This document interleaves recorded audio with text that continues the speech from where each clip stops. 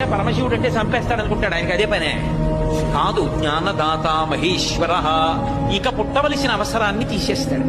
ఇహమునందు భోగం ఇస్తాడు, లోపల జ్ఞానం ఇస్తాడు. అలా జ్ఞానం ఇవ్వగలిగినటువంటి వాడు కాబట్టి తెల్లటి రంగుతో ఉంటాడు.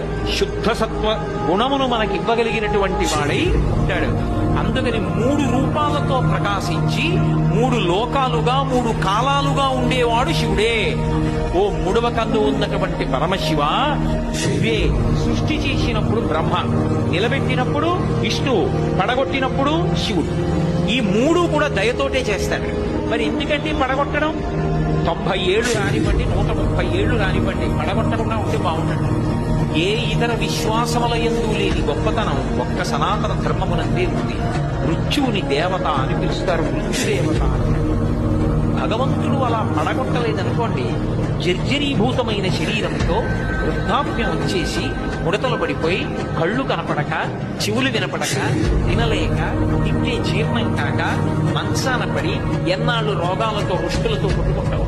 ఈ శరీరాన్ని పడగొట్టేసి మళ్ళీ ఒక బలమైనటువంటి శరీరాన్ని ఇచ్చి నువ్వు ఎక్కడ ఉపాసన ఆపేశావో అక్కడి నుంచి మళ్ళీ సాధన చేయి నన్ను చేరుకోవడానికి అని ఇంకొక కొత్త శరీరాన్ని ఇవ్వడానికి పాత శరీరాన్ని పడగొడతాడు. ఇప్పుడు అందులో దయ ఉందా, కక్ష ఉందా? పడగొట్టకుండా వచ్చేసరికి ఏమిటి ఉపయోగం? అందరూ చీదరించుకుంటారు.